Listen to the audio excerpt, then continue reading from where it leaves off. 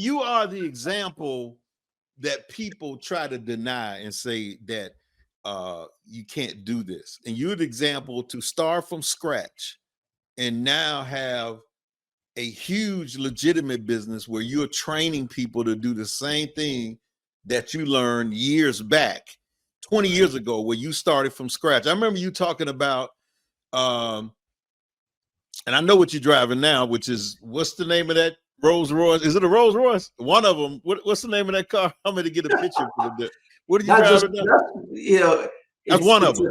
It's a Phantom. Okay, the Phantom. Okay. Little toughness. Got challenges that you're gonna run across. Welcome to another episode of Elite Psyche. You didn't have any. Nobody else was doing that. Nobody was doing that. I came up with that. I saw the flyer. I read it, and it made sense because then I remember. I realized, you know what? Every parent love their children until the children start talking back. You don't love them no more. You don't love them no more. When they start acting like they know more than you, you're like, oh, right. What? So between the age of 1 to 15, they love their kids. Okay. So I realized, okay, if I start hitting them now, oh, I just had a baby. Hey, have you set up college fund? Oh, that's why Gerber, Gerber Life. Yeah.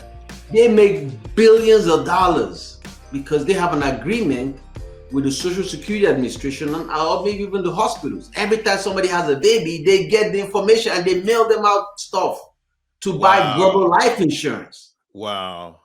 And they're making millions and millions of dollars because they're getting the family where they have this is my baby. You're catching them at the right time. You know, they are right time. Emotion. People buy stuff based on emotion. Wow. So you had no sales training. You just had hustle game. You like, I'm doing whatever it takes. I just wanted to do something different. All I needed was an example of one person that's successful. Something that I don't want to go to jail. Right. I definitely know I can't sell drugs. Right.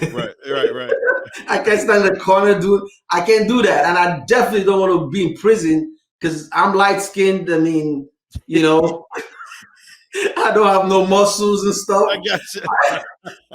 I understand that.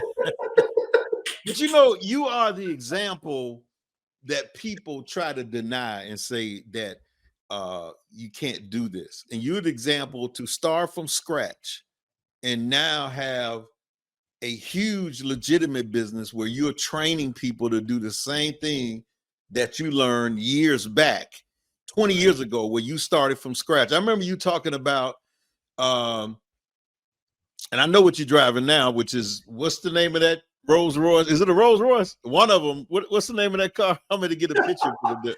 What are you driving now? That's one of them. It's a Phantom. Okay, the Phantom. Okay. But I remember you talking about you just drove almost anything during the time that you was building because that really wasn't important. What was important was that you were learning and making money at the time. And that at that time, because of the level of income you had, the car really wasn't. Now it doesn't really matter now with the car. But, talk about that during that time when you were growing your business, learning. And like I said, you had that one suit and those your one pair of shoes.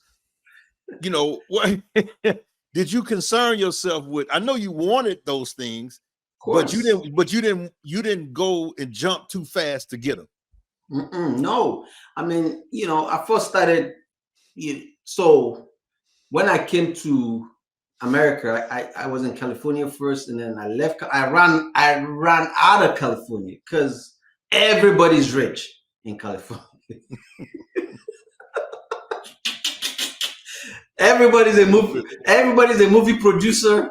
Yeah. Everybody's driving a Lambo. Right. But when you find their house, some of them are sleeping in their car. They broken. Right. I'm like, man, God, get me out of here. Yeah. So I left and I moved to Virginia. And one of my boys was in Virginia. He was married with kids. And I asked him, please, can I come to Virginia? Because I know he's a guy, humble guy, working his job, just doing his work, and he was a hair barber. So I went and stayed with him for a couple of months. His wife decided, she's like, your friend gotta go.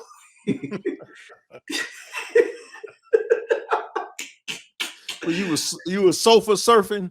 I was sofa surfing, man. I wasn't even sofa surfing. I was on the floor. Okay. And I was sitting in space. Right. And I understood, and I wasn't, I didn't feel bad. I told him, listen, he had a car, a Honda Civic that he didn't drive no more. And I bought that car from him for $500. And that became my home for months and months. And I'll go to the Motel 6. I'll befriend the manager. I show him my uniform. I said, listen, I work at the IHOP down the road.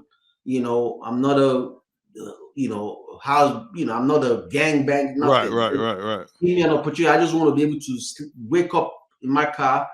I'm going to sleep in the car. I don't need your bedroom. But I want to be able to just take a shower, brush my teeth in the morning so I can go to work. If you allow me that, just tell me, he said, man, no problem. And I just lay in the car, sleep, you get it. I just need a place to sleep. Right. My rent was my gas in my car, making sure that car runs, you know. And that became my house for a couple of months. Did that for a while. Got the business in the insurance business. Even my manager didn't know I was sleeping in my car until one day she found out. And then she said, no, come stay at my house. She had a basement. I stayed there for a little bit. And then her daughter was renting a room, and I stayed with her daughter for a little bit. And then I was, because money was coming. Then later I got an apartment and I started staying there, and then, but yes, of course we want the good things in life, but everything is time. A lot of times people want to rush into stuff, and then you rush and you get yourself in trouble. That's why, when I teach people about finance, I say, what? The key to building wealth is to do what? Save first. Save your money. No rush. Don't rush yourself. Just save, take your time and stack up. There's always going to be an opportunity for you to invest. Every opportunity that shows up might not be for you. Just be patient. The right one for you, you will know. Because whenever the right opportunity comes, guess what? It goes so straight. There's no road, because you already been through the roadblock. You've been through all the hurdle, all the success journey. You've been hit, you've been beat up. So when an opportunity, when it's time for you to make your money, it goes boom, straight. Like there's no hiccup, there's nothing. So you gotta be, but the key is being patient. So as things went on, I'm getting older, especially when the reason I decided to go ahead and purchase a mansion and a Rolls Royce, and I said it, in 2020, I had COVID, right? I was in the hospital. I posted. Oh, wow. Wait. Well, let's talk about that. Because I saw that. I saw that on social media, man. I'm thinking, is this really because it was like you was about to, I said, wait a minute. I was thinking, did they pay Douglas to do it? I'm like, no, but then you got so real with it. I'm like, what happened, man? What happened with the COVID? Yeah. So, man, it's so important who you get information from. Because, when COVID came out, everybody was an expert about COVID. We have folks that wear doctor uniforms say, oh, this is government conspiracy, this, that. Make sure that you like and subscribe and hit the all button and all that kind of stuff, because we're going to have a lot of good interviews on this podcast.